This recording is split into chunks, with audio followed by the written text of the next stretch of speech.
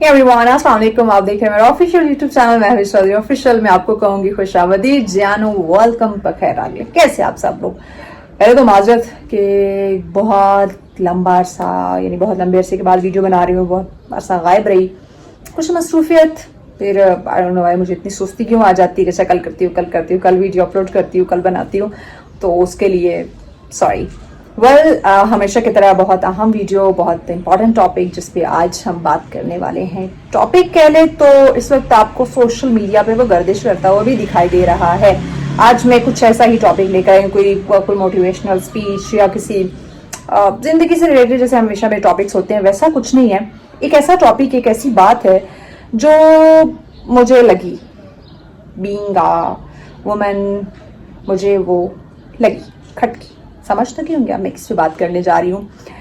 इस वक्त हमारे पाकिस्तान की, जहां हम यूथ की बात करते हैं कि लगभग 64% से ज़्यादा हमारी यूथ है, हम उनको अप्रिशिएट करते हैं, मोटिवेट करते हैं, उन्हें आगे बढ़ने के लिए उनको अपॉर्चुनिटीज़ देते हैं और हर मुमकिन उन्हें मतलब हम इंक्लूड करते हैं, उनको एक्टिव रखते हैं, उनकी जो है ना वो प्रेजेंस जो है ना वो हम तस्लीम करते हैं इस मुल्क की खुशहाली के लिए। वहीं पे हम बात करते हैं हमारी ख़वातीन, लगभग 52% से ज़ायद इस वक्त हमारी ख़वातीन भी हैं, यानी कि एक तबका है। अब इन औरतों का, इन ख़वातीन, उसमें मैं भी शामिल हूँ, इस मुल्क की बका के लिए, इस मुल्क की खुशहाली के लिए, तरक्की के लिए एक औरत का रोल बहुत अहम होता है। मैं किसी इस्लामिक पॉइंट ऑफ व्यू की तरफ नहीं जाना चाहती, क्योंकि अगर हम उस पर बात करेंगे तो बात बहुत वैलिड भी हो जाएगी, बात बहुत तल्ख भी हो जाएगी और बहुत सारे लोगों को खटकेगी भी बात। तो मैं कुछ ऐसा नहीं बोलने वाली। जो पढ़े लिखे लोग हैं, समझदार लोग हैं, वो रेफरेंस देख सकते हैं। पॉइंट पे आती हूँ। मैं बात करने जा रही हूँ एक औरत की जिसे कहा गया जाहिल, जाहिल भी नहीं, जैल। ये तो जैल है, मतलब वो व्हाट इज जैल? एक तो आपको लफ्ज बोलना नहीं आ रहा, दूसरा कि अगर मैं इतनी सी बात करूं, ये क्यों कहा गया है कि बच्चे की पहली दरसगाह उसकी माँ की गोद है। अब वो माँ एक औरत ही है, कोई मर्द तो नहीं है। ठीक है, माँ के कदमों तले जन्नत रखी, बाप को दरवाजा करार दिया गया, यानी चाबी बाप के पास ही है। बट तरबियत के लिए या इल्म के लिए क्यों कहा गया कि माँ जो है वो बच्चे की पहली दरसगाह है? इसका मतलब हमारी माएँ जो हैं वो जाहिल हैं, राइट?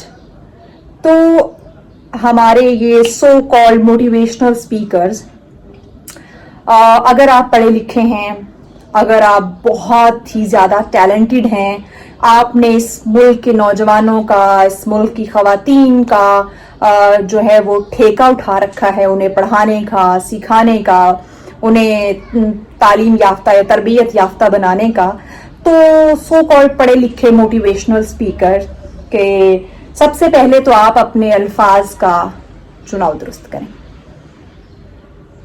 बात मेरे माइंड में से बहुत तल्ख, बहुत सख्त, बहुत हार्श किस्म की बातें आ रही हैं, वर्ड्स आ रहे हैं, लेकिन मैं नहीं करना चाहती, क्योंकि मैं सो कॉल्ड पढ़े लिखे तबके से नहीं हूँ, तो मैं ऐसे अल्फाज का इस्तेमाल नहीं करना चाहूँगी। बस इतना कहना चाहूँगी कि अगर आप इतने ही पढ़े लिखे हैं तो अल्फाज का चुनाव दुरुस्त होना चाहिए था आपका। अगर एक और चीज़ कहा जाता है कि ये पूरा शो प्लान था, उसको छोड़ें, ये एक अलग सी स्टोरी, एक अलग इस पे बहस शुरू हो जाएगी। बात सिर्फ इतनी है कि कोई भी माँ की गोद से पढ़कर नहीं आता, वो इस माशरे में आके, इस दुनिया में आके सीखता है। और आपको किसने राइट दिया है ये सो कॉल्ड मोटिवेशनल स्पीकर्स को कि आप एक औरत को, भले ही वो चीज़ें प्लान ही क्यों ना हो, आप सिर्फ उस एक औरत को नहीं कह रहे, आप इस मुआशरे की 52% पे जो आबादी है, आप उन ख़वातीन को आप ये गाली दे रहे हैं। तो उसने अगर कहा से सॉरी, तो आप इतने पढ़े लिखे हैं, आप माफ़ी मांग लेते। माफ़ी मांगने से आपकी इज्जत कम नहीं हो जानी थी। کیونکہ جو آپ نے بات کی ہے وہ صرف اس ایک عورت کی نہیں، وہ آپ نے اس پورے معاشرے کی عورت کو گالی دی ہے، عورتوں کو ہرٹ کیا ہے، مجھے ہرٹ ہوا ہے. تو بات وہی ہے کہ آپ نے اس ملک کا ٹھیکہ نہیں لے رکھا، آپ نے اس ملک کی عورتوں کو پڑھانے کا سکھانے کا ٹھیکہ نہیں لے رکھا. آپ اپنے تک ہی چیزیں رکھیں تو بہتر ہے. اور بات وہی کہ اگر آپ پڑھے لکھے ہیں، نبی کریم صلی اللہ علیہ وسلم کی اگر میں بات کروں تو پھر وہی بات کہ میں اسلامک چیزوں کی طرف نہیں جانا چاہتی. ان کی زندگی کا مطالعہ کر کے دیکھ لیں آپ کو، ان سے بڑا پڑھا لکھا تو کوئی نہیں تھا، علم ان سے زیادہ تو آج کسی کے پاس نہیں ہے، تربیت یافتہ ان سے زیادہ تو کوئی نہیں ہو سکتا.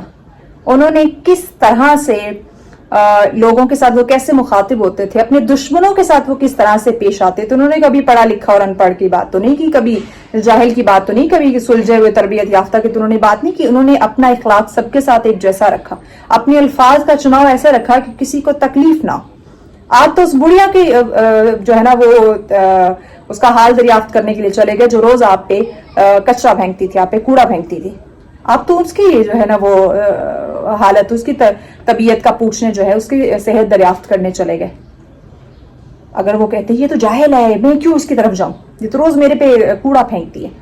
تو سو کالڈ پڑھے لکھے ہمارے موٹیویشنل سپیکرز، خدا را آپ نے جو ٹھیکہ اٹھایا ہوا ہے آپ اٹھائے رکھیں، لیکن آپ اپنے الفاظ کا جو چناؤ ہے وہ درست کریں. آپ نے کسی کو جاہل کہنا ہے، آپ کو لگتا ہے وہ پڑھا لکھا نہیں ہے، اس کے پاس تو نالج نہیں تو وہ جاہل ہو گیا ہے، اس کو طاغوت کا مطلب نہیں پتا تو وہ جاہل ہو گیا ہے. تو خدا را آپ نے اگر اس کو کہنا ہے کہ تمہیں اس چیز کا مطلب نہیں پتا تو کسی اور الفاظ کے ساتھ آپ اس کی جو ہے وہ تربیت کیجئے، اسے بتائیے، اسے سمجھائیے، نہ کہ ایک عورت کی آپ تذلیل کریں. یہ حق، یہ ٹھیکہ آپ کو کسی نے نہیں دیا ہوا.